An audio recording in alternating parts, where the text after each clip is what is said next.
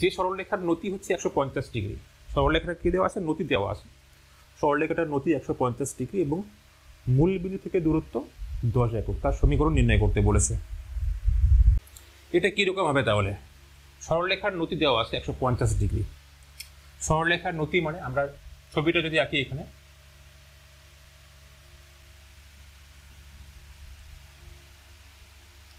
x অক্ষ y অক্ষ, এখানে মূল বিন্দু আছে, সরলরেখার নতি 150 ডিগ্রি। একটা সরলরেখা এরকম ভাবে আসে, নতি 150 ডিগ্রি মানে সরলরেখাটা x অক্ষের ধনাত্মক দিকের সঙ্গে 150 ডিগ্রি কোণ উৎপন্ন করেছে। সরলরেখা x অক্ষের ধনাত্মক দিক মানে এই দিকে 150 ডিগ্রি কোণ উৎপন্ন করেছে, এটা হচ্ছে 150 ডিগ্রি।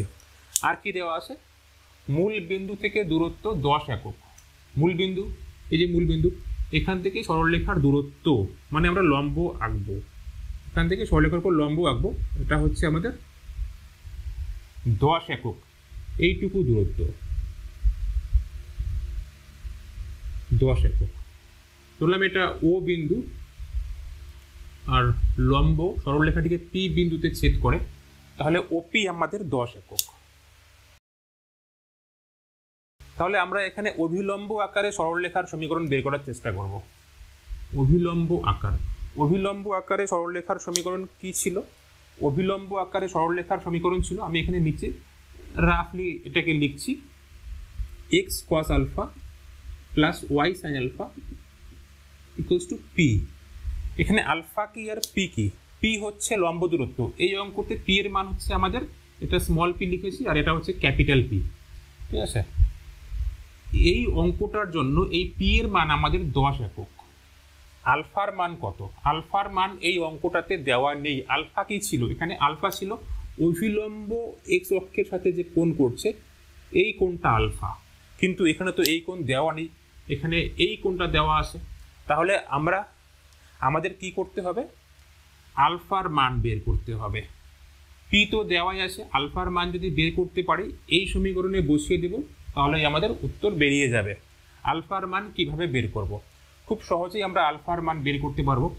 এই কোণটা যদি 150 ডিগ্রি হয়, তাহলে এদিকের এই কোণটা কত হবে? 30 ডিগ্রি হবে। যদি এই কোণ 30 ডিগ্রি হয়, এটা তো 90 ডিগ্রি আসেই, তাহলে এই কোণটা কত? 60 ডিগ্রি হবে। তাহলে এই আলফার মান আমরা পেয়ে গেলাম 60 ডিগ্রি। তাহলে খুব সহজেই এখানে আমরা বসিয়ে দিলে খুব সহজেই আমাদের উত্তর বেরিয়ে যাবে। তো এখানে অঙ্কটা করার জন্য আমরা নাম দিতে পারি, এটা এ বিন্দু, এটা বি বিন্দু, ঠিক আছে? তো করছি, কি লিখব? ধরি সরলরেখাটি এক্স ও ওয়াই অক্ষকে যথাক্রমে এ ও বি বিন্দুতে ছেদ করে।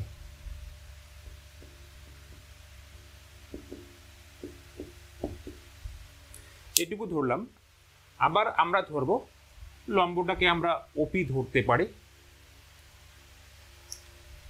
এবং মূল বিন্দু থেকে সরলরেখাটির ওপর অঙ্কিত অভিলম্ব ওপি, এখান থেকে বলতে পারি সুতরাং ওপি ইকুয়ালস টু কত?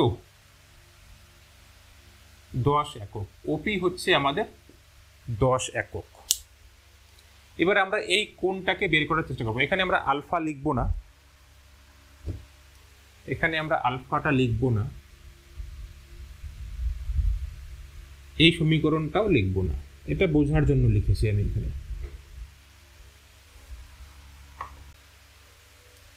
তো এই কোণটাকে বের করার জন্য প্রথমে আমরা এই কোণটা বের করব। এখানে এই কোণটার নাম একবারই বের করে দিই। কোণ এখানে কোণ BAO, কোণ BAO ইকুয়ালস টু 180 থেকে একবারই 150 বিয়ে করে দিলাম, কত আসলো? 30 ডিগ্রি আসলো। সুতরাং যে ত্রিভুজটা আছে, ত্রিভুজ OAP থেকে পাই। কোণ POA, আমাদের কোণ POA লাগবে। কোণ POA ইকুয়ালস টু 180 থেকে আমরা বিয়োগ করব 90 যোগ 30, এটা 60 ডিগ্রি আসবে। অর্থাৎ আমরা এই কোণটা পেয়ে গেলাম।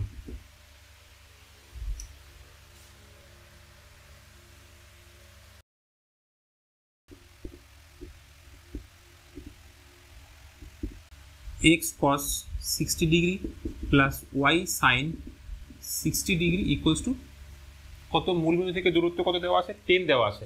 আচ্ছা, এখানে আমরা আমাদের দূরত্বটাকে প্লাস মাইনাস 10 লিখতে হবে। প্লাস মাইনাস 10 কেন লিখবো? এই দূরত্ব এই দিকেও হতে পারতো, মানে এই সরলরেখাটা আমাদের এই দিকেও থাকতে পারতো। দূরত্ব যদি এই দিকে হয়, নেগেটিভ দিকে হয়, তাহলে আমাদের এখানে দূরত্বটা মাইনাস দিয়ে আসবে, তাই এখানে আমরা প্লাস মাইনাস 10 দিয়ে দিলাম। x cos 60 মানে 1/2 প্লাস y sin 60 মানে √3/2 ইকুয়ালস টু প্লাস মাইনাস 10। তাহলে কত আসলো? x plus √3y equals to plus minus 20। এটাই আমাদের অ্যান্সার।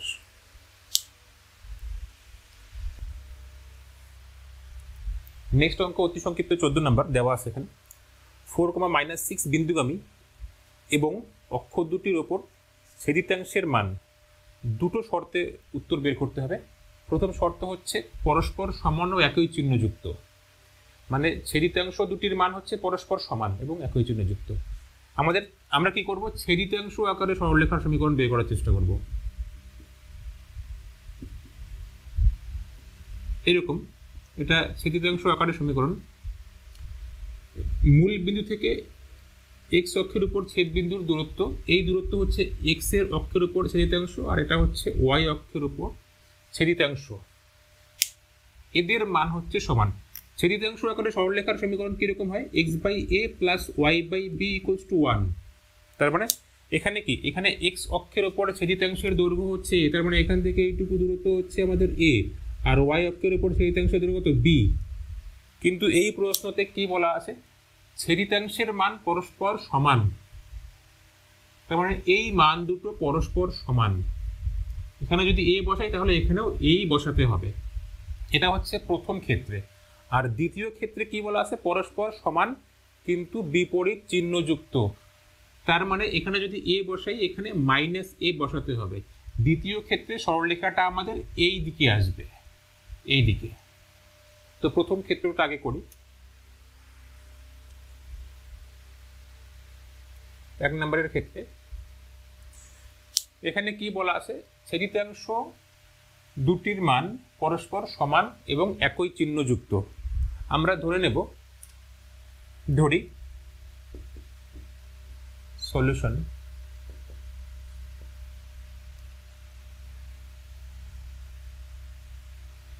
ধরি ছেদিতাংশ দুটির মান হলো, ছেদিতাংশ দুটির মান দুটোই a। সুতরাং সরলরেখার সমীকরণ কত হবে? সুতরাং সরল রেখাটির সমীকরণ হবে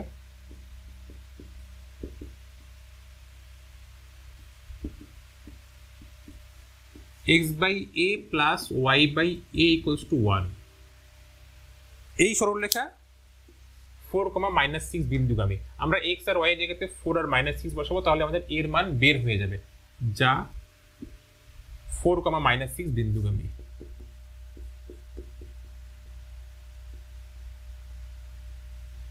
সুতরাং আমরা কি বলতে পারবো? x এর মান 4 বসাবো, 4/a প্লাস y এর মান কত? -6 বসাবো, ইকুয়ালস টু 1। এখান থেকে এর মান যদি বের করি -2 হবে। অর্থাৎ সরলরেখাটির সমীকরণ কত হবে?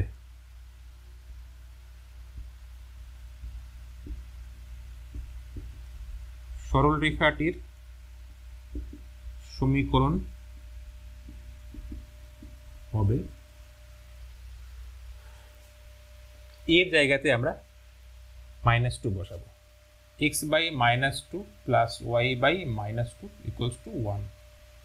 তার মানে আমরা পাচ্ছি x plus y equals to minus two, x plus y plus two equals to 0।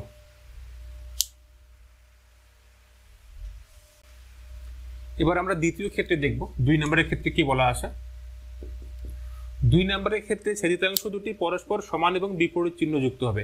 তো এখানে আমরা ছেদিতাংশ দুটি ধরে নিই, একটাকে বি ধরে, একটা কত মাইনাস বি হবে। তাহলে ধরি ছেদিতাংশ দুটি বি ও মাইনাস বি। সুতরাং সরলরেখার সমীকরণ কত হবে?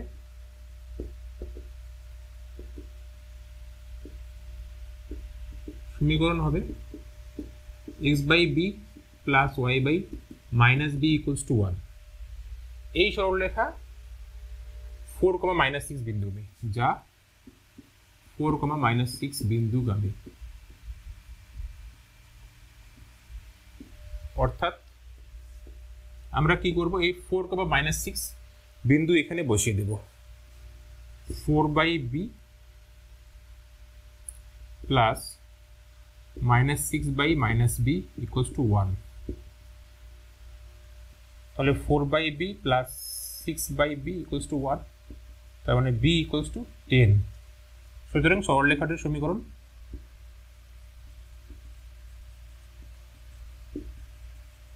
কত হবে? সরলরেখাটির সমীকরণ বি এর যে মানটা আসলো, এই মানটা আমরা মেইন সমীকরণে বসিয়ে দেব। x বাই কত 10 plus y by -10 equals to 1। এখানে আমাদের কত আসবে? x minus y equals to 10। এটাই অ্যান্সার। আমাদের অতি সংক্ষিপ্ত অতিধর্মী অঙ্কগুলো কমপ্লিট হয়ে গেল। এখন আমরা সংক্ষিপ্ত অতিধর্মীর অঙ্কগুলো করছি। সংক্ষিপ্ত অতিধর্মীর 1 নম্বর অঙ্ক আমি লিখে দিয়েছি বোর্ডে। কি দেওয়া আছে? 3,-4 এবং 1,2 বিন্দু দুটির সংযোজক সরলরেখার সমীকরণ নির্ণয় করো। তো প্রথম পার্টটুকু তো খুবই সহজ।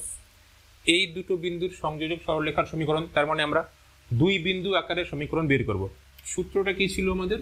2 বিন্দু আকারে x1 y1, এখানে আমি রাফ করছি, x1 y1 ও x2 y2, এই দুটি বিন্দুর সংযোজক সরলরেখার সমীকরণ কি?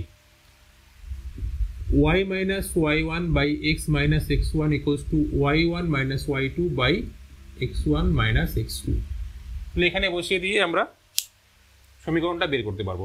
তারপরে দেওয়া আছে, তারপর দেখাও যে এই তিনটে বিন্দুর মধ্যে এই দুটো বিন্দু আছে কিন্তু 3,-4 আর হচ্ছে 1,2, এবং তার সাথে আরো একটা বিন্দু দিয়েছে।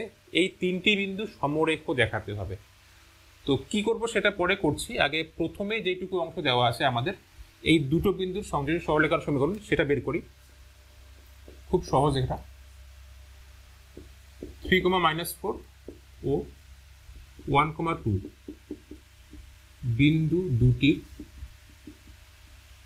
সংযোজক সরলরেখার সমীকরণ কত? y minus y1। আমরা এই বিন্দুটাকে আমরা x1 y1 আর এটাকে x2 y2 ধরতে পারি। y মাইনাস y1 এখানে যেহেতু -4 আসে তাহলে প্লাস হয়ে যাবে, বাই x মাইনাস x1 মানে 3 equals two y1 minus y2 মানে কত? 2 আর কত? x1 minus x2 3 minus 1, y plus 4 by x minus 3 equals to -6 by 2 মানে -3। এদিকে গুণ করে দেই,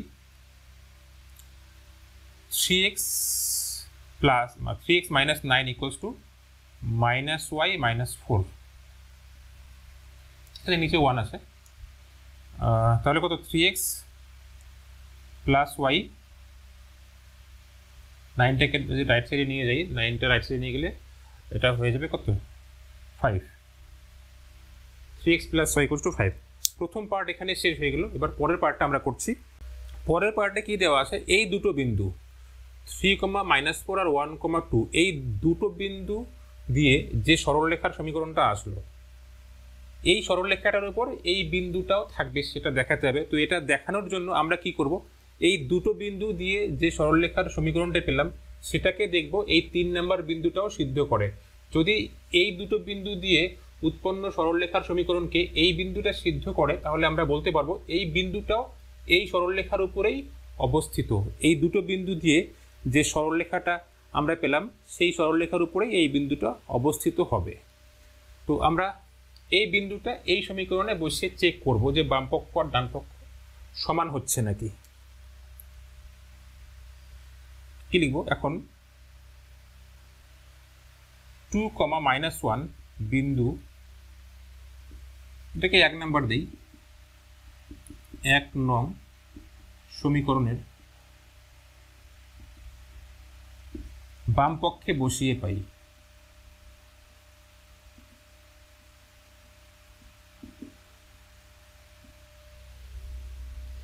সি ইন্টু কত 2 প্লাস ওয়াই এর মান কত -1 ইকুয়ালস টু না ইকুয়ালস টু 5 লিখবো না, আমরা শুধু বাম পক্ষতে বসাবো। এখানে 5 এর সমান আসতে হবে আমাদের, তাহলে এটা কত 6 - 1 মানে 5। তো এটা মানেই তো ডান পক্ষ, ডান পক্ষ তো 5ই ছিল, অর্থাৎ এরপরে উত্তর লিখে দেব। সুতরাং এত এত এত বিন্দু 3টি সমরেখ তোমরা এখানে লিখে দিবে, তাহলেই হয়ে যাবে। সংক্ষিপ্ত 2 নম্বর প্রশ্ন বোর্ডে দেওয়া আছে, একটি ত্রিভুজের শীর্ষবিন্দু 3টি স্থানাঙ্ক দেওয়া আছে। ত্রিভুজটা যদি আমরা এখানে এঁকে নেই, 3টে শীর্ষবিন্দু কত 2, -2 আর 4, 2 আর হচ্ছে -1, 3। তারপরে কি বলা আছে, ত্রিভুজটির -1, 3 বিন্দুগামী মধ্যমার সমীকরণ নির্ণয় করতে হবে। -1, 3 বিন্দু হচ্ছে এটা, এই বিন্দুগামী মধ্যমা। মধ্যমা মানে কি, ত্রিভুজের শীর্ষবিন্দু থেকে বিপরীত বাহুর মধ্যবিন্দু, এই শীর্ষবিন্দু থেকে বিপরীত বাহু কোনটা, এই শীর্ষবিন্দুর এই বাহুটা, এটার মধ্যবিন্দু যদি আমরা যুক্ত করি, যে সরলরেখাংশ পাবো সেটা হচ্ছে মধ্যমা। এটা হচ্ছে আমাদের -1, 3 বিন্দুগামী মধ্যমা। মধ্যমা তো এখানে 3টা হবে, একটা এই শীর্ষবিন্দুগামী হবে, মানে 2, -2 বিন্দুগামী একটা মধ্যমা হবে, যেটা এই দিকে আসবে, আবার আরেকটা মধ্যমা এইদিকে যাবে। তো আমাদের এখানে শুধু একটা মধ্যমার সমীকরণ নির্ণয় করতে বলেছে, সেটা কত -1, 3 বিন্দুগামী মধ্যমার সমীকরণ নির্ণয় করো। এই সরলরেখার সমীকরণ নির্ণয় করতে হবে, আমরা নাম দিতে পারি এ বিন্দু, বি বিন্দু, সি বিন্দু। এখন আমরা কি করব, এখানে এই মধ্যমার সমীকরণ নির্ণয় করার জন্য আমরা কি করব, আমরা এই বাহুর মধ্যবিন্দুর স্থানাঙ্ক বের করতে পারবো, দুটি বিন্দুর মধ্যবিন্দুর স্থানাঙ্ক। তার মানে এই মধ্যমাটার উপরে দুটি বিন্দুর স্থানাঙ্ক আমরা পাচ্ছি, একটা তো দেওয়াই আছে, আরেকটা বিন্দু বের করতে পারছি। তার মানে এই বিন্দুর স্থানাঙ্ক যদি বের করতে পারি, তারপরে 2 বিন্দু আকারে এই সরলরেখার সমীকরণ আমরা বের করতে পারবো। তো প্রথমে আমরা এই মধ্যমার এই বাহুর মধ্যবিন্দুর স্থানাঙ্ক বের করব।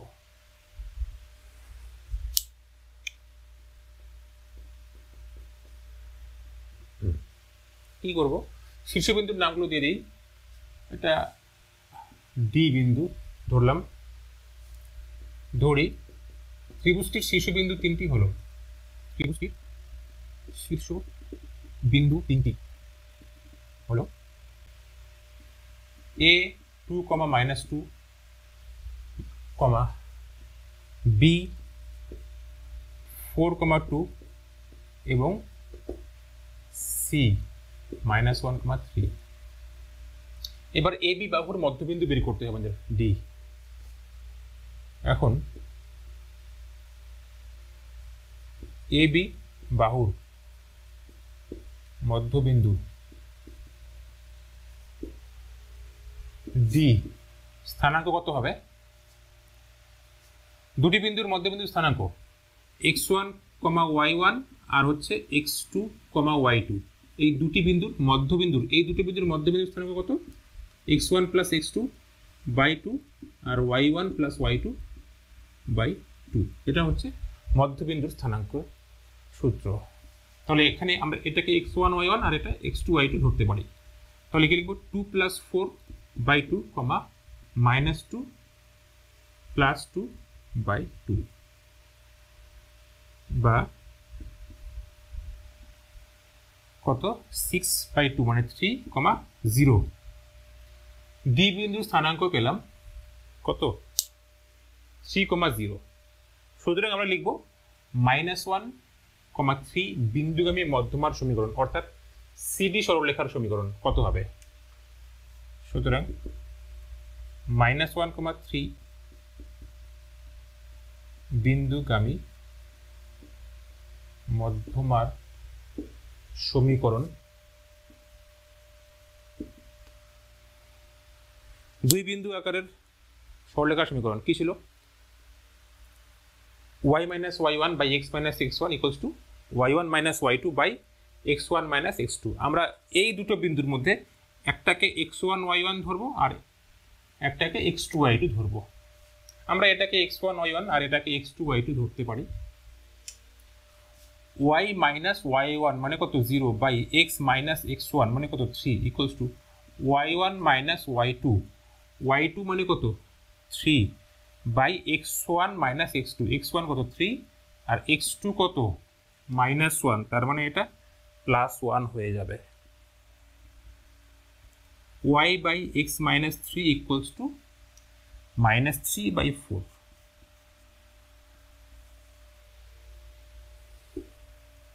(3x minus 9 equals to -4y), 3x plus 4y minus 9 equals to 0।